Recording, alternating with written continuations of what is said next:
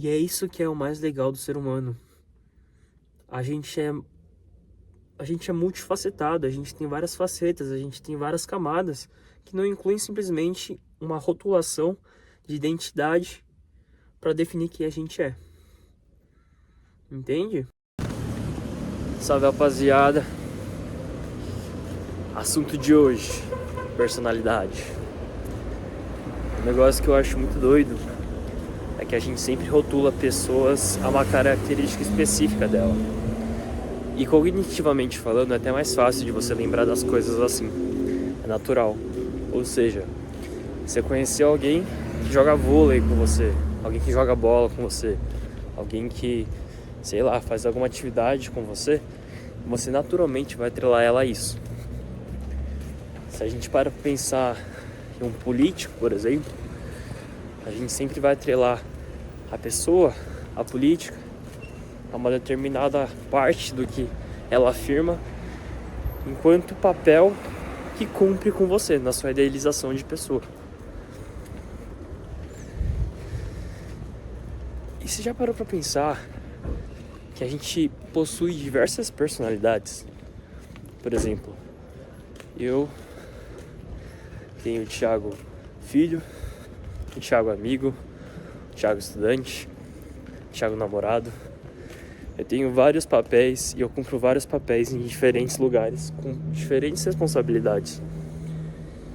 E a verdade é que por mais que tenha muita coisa que converge, né, que tem muita coisa que faz sentido se misturar, se agregar de certa forma, não são necessariamente as mesmas coisas. E a gente tem que separar isso. Quer ver? Por exemplo, quando tem alguma questão na família sobre time de futebol. Meu padrinho é corintiano, eu sou palmeirense. Só que isso não necessariamente faz com que a gente não seja família. Ah, Thiago, isso é óbvio e tal. Mas, cara, para pra pensar. Você não gosta de fulano porque, sei lá, ele tem uma determinada visão política. Só que você torce pro mesmo time de futebol que ele. E pensa que, sei lá, vocês dois são fanáticos, por exemplo.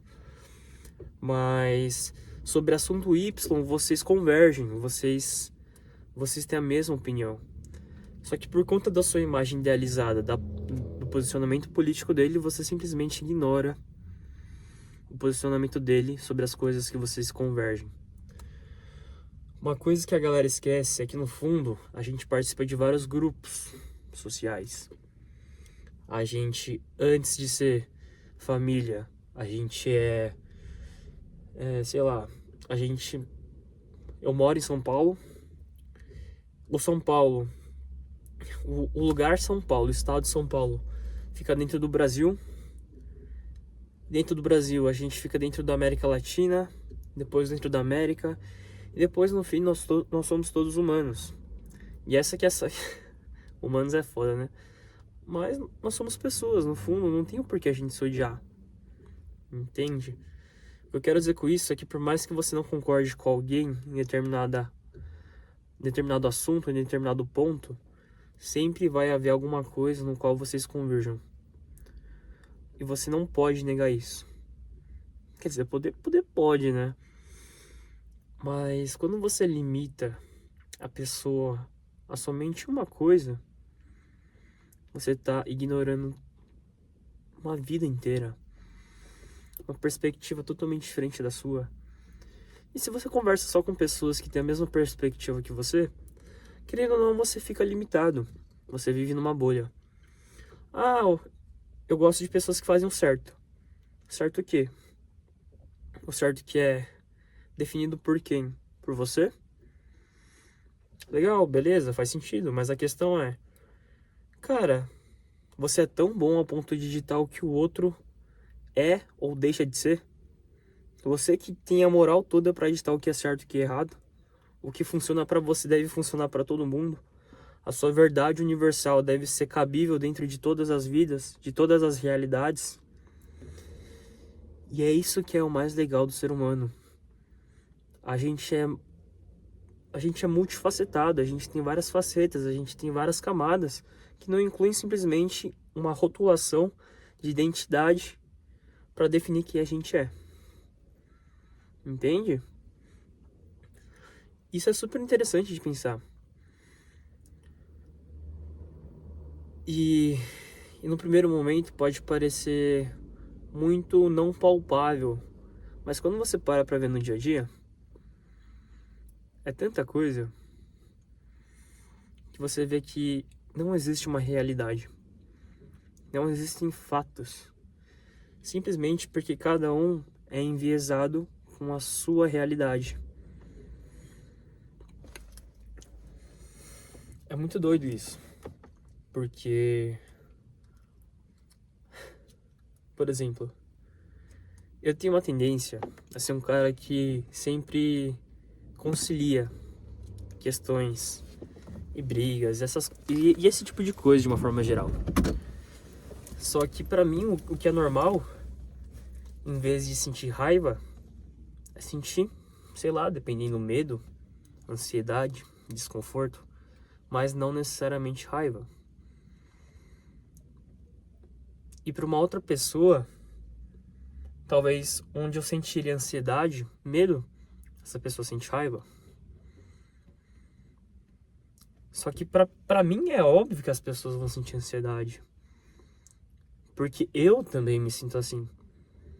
E é óbvio que você vai pensar que as pessoas sentem raiva. Porque é óbvio que você pensa assim.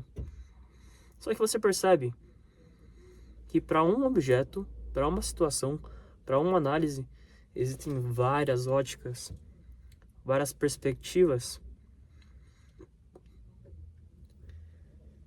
Então, a gente precisa trabalhar um pouco mais na empatia, entender que a gente não é tão simples ao ponto de ser rotulado. Todo mundo, em alguma instância, vai se convergir, as ideias vão caber dentro de um senso comum, e a gente tem que respeitar o outro. No mundo utópico, o que muitos autores dizem, inclusive o Byung Chul Han, que é vou colocar aqui, é um livro que está em alta, que é a Sociedade do Cansaço.